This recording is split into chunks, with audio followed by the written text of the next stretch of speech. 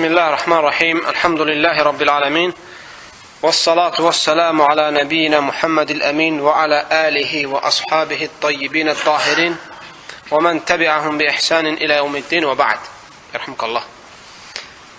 Əziz qardaşlar, inşallah bugündən etibarən az elmi faydalara toxunacaq. Yəni, məsələləri deyib də onun ətrafındakiləri, onun haqqında olan dəlilləri xırdalayıb sadalamayacaq. Sadəcə dəlillərdən kitab və sünnədə sabit olan elmi faydaları sizə deyəcəm ki, tərtiblə bunlar yadda qalsın deyə. İlk öncə başlamaq istəyirəm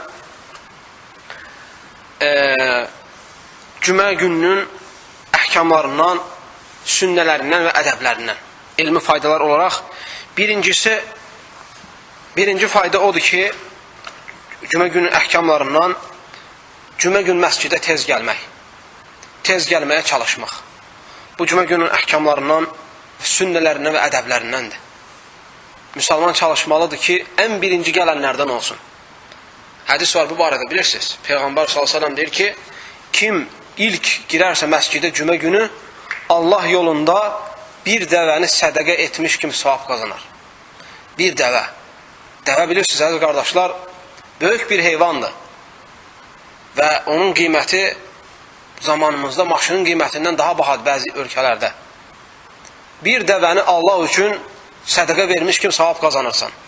Ona görə cümə gününün ədəblərindən, faydalarından biri də, sünnələrindən biri də məscidə gəlmək üçün tələsmək, tez gəlməyə çalışmaq. İkinci, həmçinin cümə gününün sünnələrindən və yaxud əhkamlarından və ədəblərindən gəlməməzdən qabaq qusul etmək. Qusul eləyib, çimib, təmizlənib elə gəlmək. Və çimib təmizlənməyin içinə daxildir, insan səv yerlərini təmizləsin. Yəni, övratını, qoltuq altını təmizləsin. Və dırnaqlarını tutsun. Əgər bığları uzanıbsa, qısaltsın. Dişlərini yüsün. Və s. kimi təmizlik növlərinin hamısı cümə gününün qusullunun içinə daxildir. Bu məsələnin altındadır. Və burada bir mühüm məsələ var, faydalarından odur ki, cümə gününə gələn insan səhər namazından sonra qusul etməlidir, sonra nə vaxt istəsə onda gəlməyi mi xeyirlidir, yoxsa gəlməzdən qabaq qusul eləyib elə gəlməsi mi? Aleykümselam. Elm əhli deyir ki, bu məsələdə belədir ki, kim məscidə gəlməzdən qabaq qusul eləyərsə, onun qusulu sünnətə daha uyğundur. Çünki cümə günü əsas ibrət oradadır ki, məscidə gələn insan təmiz olsun, pak olsun. Otur qardaşım, otur. Hər həftə, hər cümə günü qusul sadəcə qusul. Amma qoltuq altı və övrat yerin təmizlənməsi ən uzaq həddi 40 gündür. 40 gündə bir. Amma hər həftə təmizlənmə ədəblərdəndir. Və müsəlman çalışmalıdır gəldikdə heç kəsə əziyyət verməsin. Nə ağzının iyi ilə, nə bədəninin tərinin iyi ilə, nə də başqa şeylərlə. Qəti şəkildə.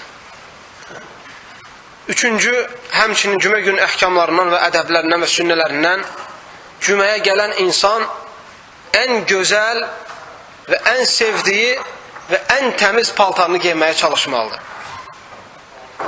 Bu çox mühüm məsələlərdən biridir. Bəzi insanlar var, işləyir, cümə saatını gözləyir. Cümənin vaxtına çatmış, gedir əlini üzünü yuyur, dəstəmaz alır, gəlir səhvdə oturur. Həm paltarı çirkli olur, həm də bədənini təmizləməmiş olur. Və belə insan əziyyət verir ətrafındakilara. Ona görə bu ədəblərdən deyil. Gərək cümə günü işləyə bilərsən. Amma cüməyə gəlməzdən qabaq çalış, qusul elə, təmizdən və ən gözəl, ən xoşuna gələn və ən təmiz paltar geyib gələsən.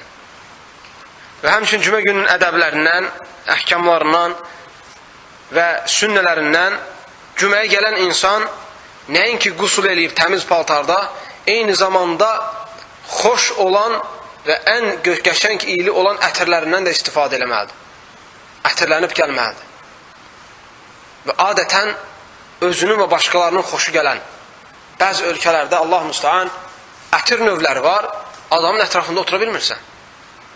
Bəzi Afrika ölkələrində bir yağa oxşar bir maddə sürtürlər dərilərinə, dəhşət çirkin iyi gəlir. Pis iyi var. Onlar adətən ona uşaqlıqdan öyrəndikləri üçün hiss eləmirlər o iyi. Amma yanında oturanda sənə əziyyət verir o. Və müsəlman buna diqqət yetirməlidir. Tək sənin xoşuna gələn yox, adətən sən işlətdiyin, sürtdüyün ətir, adətən xoşa gələn iyi olmalıdır. Elə ki, ətrafındakılar səndən qaçmasın. Həmçinin cümə gününün ədəblərindən və yaxud cümənin ədəblərindən və ərkanlarından, əhkamlarından və sünnələrindən məscidə gəldikdə yeriyərək gəlmək. Minikdə də gəlmək olar. İstərsən maşın, istərsən at olsun, istərsən başqa minik olsun, minikdə də gəlmək olar. Amma yeriyib gəlmək maşınla gəlməkdən daha xeyirlidir. Əgər yeriyib gəlməkdə məşəqqət varsa, onda maşınla gəlmək xeyirlidir.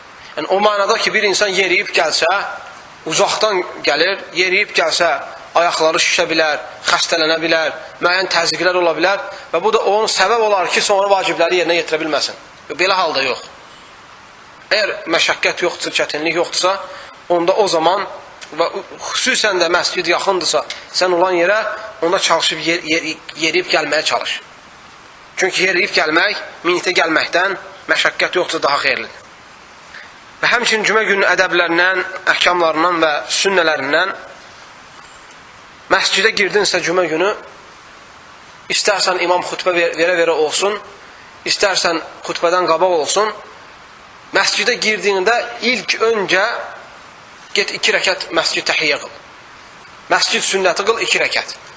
Bu da cümə gününün ədəblərindəndir. Və həmçinin cümənin ədəblərindən hər bir müsəlmanın çalışması ki, cümə günü Kəhf surəsini oxuya. Cümə günü Kəhf surəsini oxuya. Bu barədə sünnədə hədis var. Kim cümə günü Kəhf surəsini oxuyarsa, Kəhf surəsi ona şəfaət verəcək qiyamət günü. Sələf-i salihdən də bu şey məşhurdur. Onlar cümə günü Kəhf surəsini oxuyardı.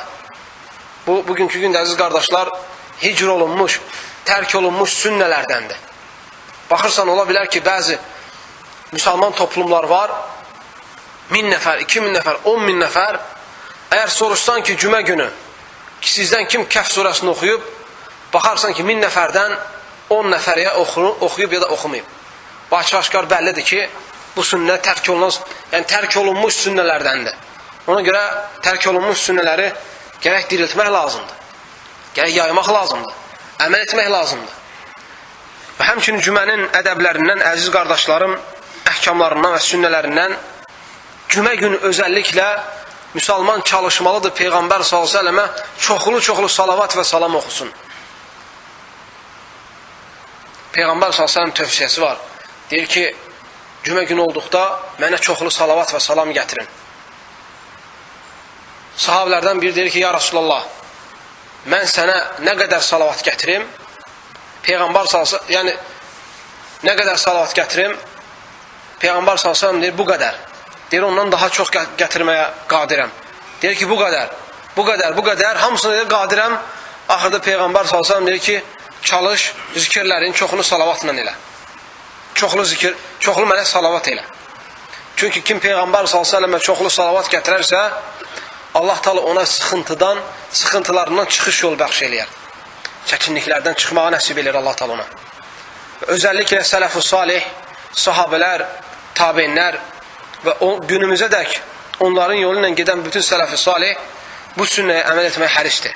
Deməli, cümənin ədəblərindən həmçinin Peyğəmbər s.ə.və salavat gətirməyi çoxaltmaq və çətin olan bir şey deyil.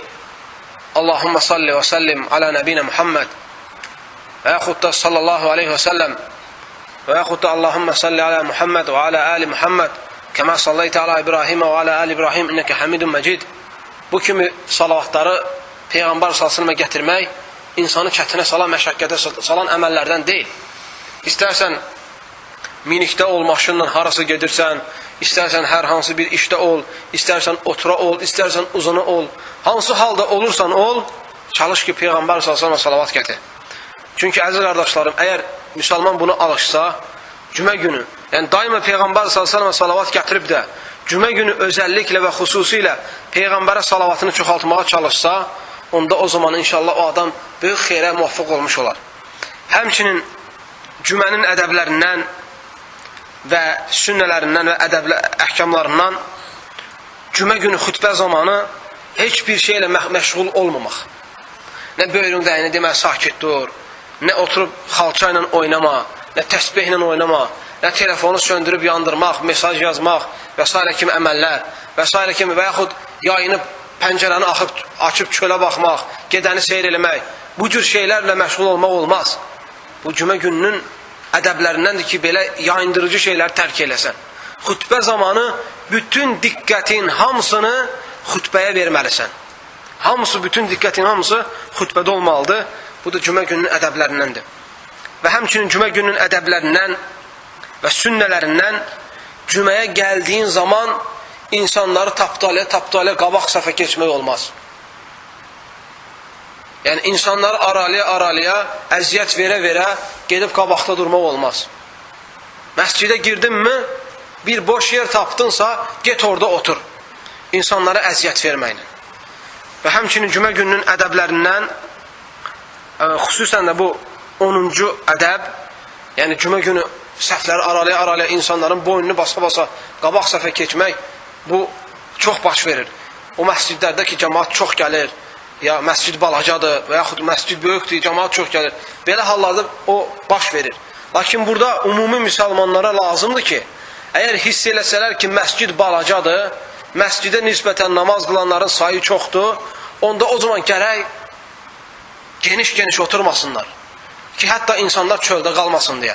Onda ədəbdəndir ki, sıx otursunlar və ortada boşluq buraxmasınlar ki, arkada olan müsəlmanlara da yer olsun. Və bu çox zaman nə zaman baş verir? İnsanlar aralaya keçib, basa gedib, tapdalə gedib qabağa keçmək, o vaxt ki, bir adam baxır, görür qabaqda boş yer var, arkada isə insanlar bir-birini tapdalayır. Belə hallarda baş verir. Ona görə bu hal baş verməsin deyə müsəlmanların özü bunu dərk eləməlidir. Qabaq səhvlərini, sonra növbəti səhvlərini sıx düzgün cərgə ilə doldurmalıdırlar. Həmçinin cümə gününün ədəblərindən tamamilə sakit durmaq və diqqətlə imama qulaq asmaq xütbə əsnasında. Bax, ola bilər insan imama qulaq assın, xütbəyi dinləsin, amma başqa şeylə də məşğul olsun. Tutaq ki, telefonla oynayır və yaxud telefonla SMS yazır, SMS qəbul eləyir və yaxud hər hansı bir yayındırıcı işlə məşğuldur və eyni zamanda xütbəni də dinləyir. Belə olmaz. Əl-insat deyilər, əl-insatul kəmil. Yəni, həm diqqətin imamda olmalıdır, həm də səndən yayındırıcı bir hərəkət və söz çıxmamalıdır. Deməli, diqqətlə və susmaqla və kamil zehinlə imamın xütbəsinə qulaq asmaq lazımdır. 12-ci ədəblərdən və sünnələrdən və əhkamlardan cümə günü hər bir müsəlman çalışmalıdır ki, duanın qəbul olunduğu vaxt Allaha dua eləsin. Peyğəmbər s.ə.v səhih hədisdə buyurur ki, cümə günü bir saat var ki, Allah Teala o saatda olunan duanı geri boş çevirməz, geri qaytarmaz. Elm əhli ictihad eləyir, deyirlər ki, görəsən o qəsd olunan bir saat hansıdır? Bəzi elm əhli deyir ki, iki xütbə arasında verilən boşluqdur. Cümə günü imam iki xütbə verir. Birinci xütbəni verir, sonra bir balaca istirahət eləyir, sonra qalxır ikinci xütbəni verir. Bu iki xütbə arasında olan istirahət boşluğu duanın qəbul olunan vaxtlarından biridir, deyir elm əhli. Cümə günü. Bəzi elm əhli deyir ki, o vaxt deyil. Cümə günü gün batana yaxın son bir saatdır. O hədisdə gələn, nəzərdə tutulan cümə günün son saatı. Bunu dənlə daha çox elm əhlindən. Alə kulli hal, necə olursan olsun, müsəlman üçün lazım olan odur ki, istərsən iki xütbə arası olsun, istərsən cümə günü gün batana yaxın olsun, duaları çoxaltmalıdır. Və Peyğəmbər s.ə.v dediyi tövsiyəni müsəlman yerinə yetirməlidir. Çünki əziz qardaşlar, hamımızın duaya, qəbul olunan duaya ehtiyacımız var. Günahkar insanlarıq. bəlkə də etdiyimiz dualar qəbul olmur günahlarımızın ucubatından, müəyyən mane olan səbəbləri etdiyimizə görə. Amma ən azından çalışmalıyıq ki, duanın qəbul olunduğu vaxtlarda həris olaq ən azından dua eləməyə. Bəlkə Allah Teala duamızı qəbul eləyir. Ona şək şübhə yoxdur ki, biz inanırıq ki, dua eləyəndə Allah Teala bizim dualarımızı qəbul eləyir. Amma eyni zamanda ona da inanırıq ki, əgər duamızın qəbul olunmasına mane olan hər hansı bir şey ediriksə, onda yenə xələl və nöqsan bizim özümüzə qayıdır. Ona görə əziz qardaşlarım, inşallah həris olmaq lazımdır ki, cümə günü bu duanın qəbul olunma saatından müsəlman istifadə edə. Allah Teala'dan istəyirəm ki, əziz qardaşlarım bizə faydalarını etsin. Cümə gününün ədəblərini, ərkanlarını və sünnələrini Allah razı qalan şəkildə tətbiq edənlərdən etsin. Və sallallahu və səlləm və barək alə nəbiyyə Muhammed və alə alihi və ashabi əcməin. İnşallah gələn dərslərdə də bu elmi faydalar dərsini davam etdirəcəyik. Və sallallahu alə nəbiyyə Muhammed.